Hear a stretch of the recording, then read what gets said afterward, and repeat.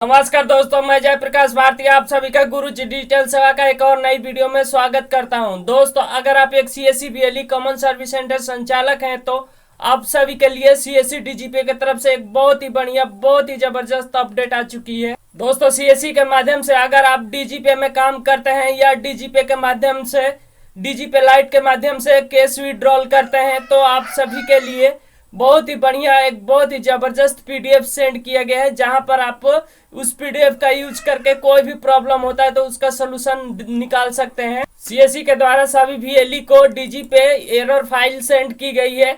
इस फाइल को देख करके सभी सीएससी बीएलई किसी प्रकार का कोई एरर आता है डीजीपी में तो आप उसका सोल्यूशन निकाल सकते हैं। तो दोस्तों, देर न करते हुए वीडियो करते हैं स्टार्ट। वीडियो स्टार्ट करने से पहले आप सभी से गुजारिश है, अगर हमारे चैनल पर पहली बार आए हैं तो please like, share and subscribe जरूर करें।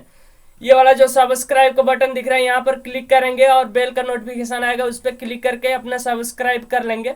जिससे फायदा ये होगा, मैं अपने चैनल पर इस तरह की कोई भी वीडियो अपलोड करूंगा जिसका नोटिफिकेशन सबसे पहले आपके पास आएगा और इस तरह का वीडियो देख करके नॉलेज हासिल कर सकते हैं।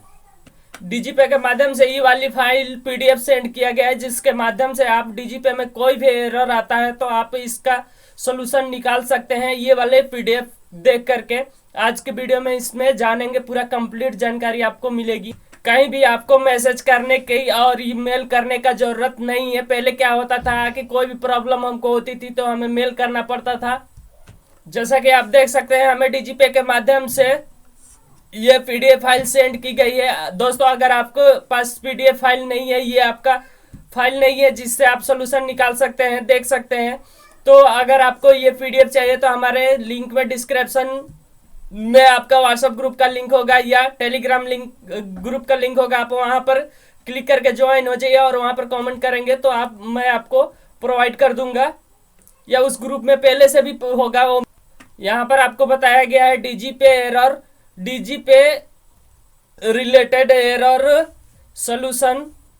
यहाँ पे कर्सर डाउन करेंगे, नीचे आएंगे, एरर जो प्राय डीजीपी यूज कर रहे होंगे तो ये आपको मालूम होगा कि इनवैलिड आधार नंबर एरर आता है, एक और एरर आता है जिससे हम ट्रांजैक्शन नहीं कर पाते हैं। तो इसका सोल्यूशन क्या है ये हम जान लेते हैं। यहाँ पर क्लियरली बताया गया है, इंग्लिश फॉर्मेट में भी बताया गया है, अगर आपको इंग्लिश समझ में आती है तो यहाँ पर देख लेंगे, और हिंदी फॉर्मेट में भी बताया गया है नीचे में। यह त्रुटि तब हो सकती है यदि आपके द्वारा दर्ज किया गया आधार नंबर गलत है या बैंक के साथ पंजीकृत नहीं है। इसे ठीक करने के लिए जांचें कि आपने सही आधार नंबर दर्ज किया है या पुनः प्रयास करें। दोस्तों, ये एरर तब आता है, इनवैलिड आधार नंबर एरर तब आता है जब ये प्रॉब्लम होता है, जैसे कि आधार नंबर गलत फिल कर दिए हैं या उस व्यक्ति का, जिस व्यक्ति का आप ट्रांजैक्शन कर रहे हैं उस व्यक्ति का बैंक में आधार नंबर लिंक नहीं है, तो ये प्रॉब्लम आपको देखने को मिल सकती। दोस्तों, यहाँ पर बताया गया है आपने जो आधार नंबर फिल किया है, डाला है, वहां पर आप सही डाला है, ये जांच कर ले, चेक कर ले। उसके बाद क्या है, सेकंड में बताया गया है बायोमेट्रिक ऑथेंटिकेशन फेल्ड एरर। ये एरर हमें कब मिलता है देखने को, तो ये देखिए, यह त्रुटि तब हो सकती है यदि आपके द्वारा प्रदान किया गया बायोमेट्रिक डेटा, फिंगरप्रिंट या आइरिस स्कैन बैंक के पास फाइल मौजूद डेटा मैच नहीं खाता है। इसे ठीक करने के लिए सुनिश्चित करें कि आपका बायोमेट्रिक डेटा साथ पंजीकृत और पुनः प्रयास करें। यहाँ पर लगभग सभी बीएलई को मालूम है कि बायोमेट्रिक मैच नहीं हो रहा है, जिसकी वजह से ये वाला एरर आता है। और अगला ये है, अगला एरर ये आता है biometric did not match error.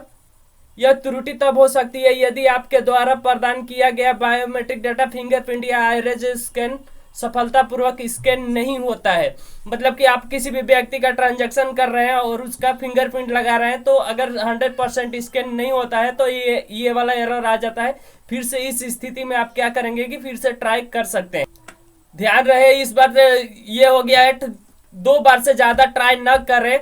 इस स्थिति में क्या हो सकता है कि आपका आईडी जो है 24 से 25 घंटे के लिए ब्लॉक की जा सकती है। अगला एरर हमें ये देखने को मिलता है इनसफिशिएंट एरर, मतलब कि ग्राहक के खाते में पर्याप्त शेष राशि नहीं है। मतलब कि जितना आप विड्रॉल कर रहे हैं उतना बैलेंस ग्राहक जिसका भी आप विड्रॉल कर रहे हैं उसके बैंक अकाउंट में नहीं है, जिसकी वजह से ये वाला एरर आ रहा है, इनसफिशिएंट एरर।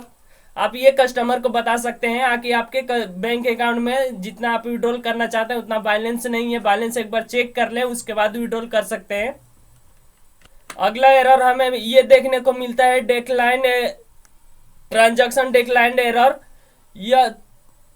यह त्रुटि तब हो सकती है यदि बैंक के पास लेन देन पूरा करने के लिए पर्याप्त धनराशि नहीं है या यदि लेन देन आपकी दैनिक लेन देन सीमा से अधिक है।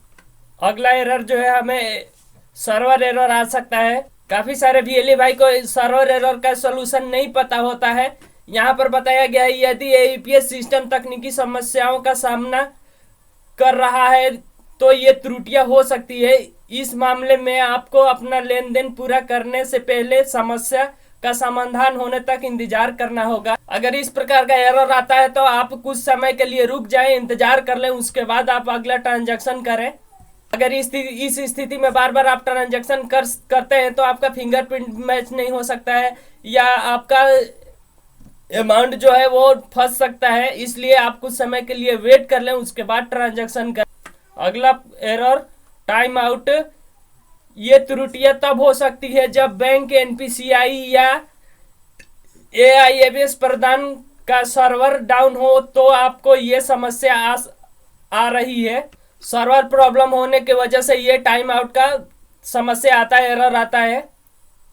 अगला एरर है नो चेकिंग अकाउंट एरर। यह त्रुटि तब हो सकती है जब बैंक से आधार कार्ड से लिंक सीडिंग नहीं हो तो। Limit extend error. यह त्रुटि तब हो सकती है जब बैंक आधार लेन देन की सीमा महीने या दिन से अधिक हो गई हो। दोस्तों ये एरर हमें तब देखने को मिल सकता है जब आप लिमिट, जो बैंक की तरफ से लिमिट मिलता है कि आप एक दिन में इतना ही ट्रांजैक्शन कर सकते हैं, उससे अधिक होता है तब ये एरर देखने को मिलता है। अगला एरर क्या हो सकता है ये देख लेते हैं। Transaction not permitted to cash holder error. यह त्रुटि तब हो सकती है जब महीने या दिन की बैंक आधार लेन देन सीमा समाप्त हो गई हो तो आपको त्रुटि मिल। Invalid transaction error. यदि बैंक में लेन देन स्वीकार कर दिया तो यह त्रुटि हो सकती है। यदि बैंक ने लेन देन अस्वीकार कर दिया तो यह त्रुटि हो सकती है। ये वाला एरर आ सकता है इनवैलिड ट्रांजैक्शन एरर। अगर बैंक ने लेन देन अस्वीकार करता है तो इस स्थिति में इनवैलिड ट्रांजैक्शन एरर का प्रॉब्लम आ सकता है। अगला एरर नुल एरर। ये त्रुटियां मुख्य रूप से तब होती है जब डीजी पे सर्वर डाउन हो जाता है, तब आप इन समस्याओं का अनुभव करते हैं। Free and phrase account. यह त्रुटि तब हो सकती है जब लंबे समय तक कोई लेन देन न होने के कारण बैंक खाता निष्क्रिय कर दिया गया है बैंक की तरफ से। ये प्रॉब्लम आता है अगर मान लीजिए कि अपने बैंक अकाउंट में कोई भी ट्रांजैक्शन नहीं कर रहे हैं बहुत दिनों से, जिसकी वजह से आपका बैंक अकाउंट फ्रीज कर दिया जाता है। अगला एरर क्या आ सकता है, इशू सीबीएस अनअवेलेबल। यह त्रुटि तब हो सकती है जब विशेष बैंक सर्वर डाउन हो। बैंक का सर्वर डाउन होने के कारण ये वाला एरर आता है। अगला एरर क्या है, इशू इज अवेलेबल एरर। यह त्रुटि तब हो सकती है जब विशेष बैंक सर्वर डाउन ये भी हो सकता है।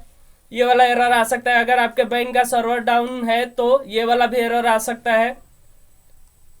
UDI time out error. UDI server down होने पर यह त्रुटियां हो सकती है अगर आपका आधार यूडीआई का सर्वर डाउन रहता है, जिसकी वजह से ये वाला आपको एरर देखने को मिलता है। अगला एरर माई सिस्टम मैन्युफैक्चरर। यदि बायोमेट्रिक डिवाइस पंजीकृत नहीं है तो यह त्रुटियां हो सकती है। जांचें कि आपका डिवाइस ड्राइवर ठीक से कनेक्ट है या नहीं और डिवाइस आरडी सेवा श्वेत सूची में है या नहीं। ये वाला भी प्रॉब्लम जो होता है बार बार आता है और हमें समझ में नहीं आता कि ये प्रॉब्लम क्यों आ रहा है। तो ये प्रॉब्लम इस वजह से भी आ सकता है कि आपका आरडी सर्विस एक्सपायर हो गया होगा या आरडी सर्विस जो बायोमेट्रिक डिवाइस है वो प्रॉपर वर्क नहीं कर। दोस्तों उम्मीद करता हूं मैं आपको जो समझाने का कोशिश की आप अच्छी तरह से समझ गए हैं। अगर हमारे चैनल पर पहली बार आए हैं तो please like share and subscribe जरूर करें। सब्सक्राइब करके बेल आइकन पर क्लिक करना ना भूलें, जिससे फायदा ही होगा, मैं अपने चैनल पर इस तरह की कोई भी वीडियो अपलोड करूंगा जिसका नोटिफिकेशन सबसे पहले आपके पास आएगा और इस तरह का वीडियो देख करके नॉलेज हासिल कर सकते हैं।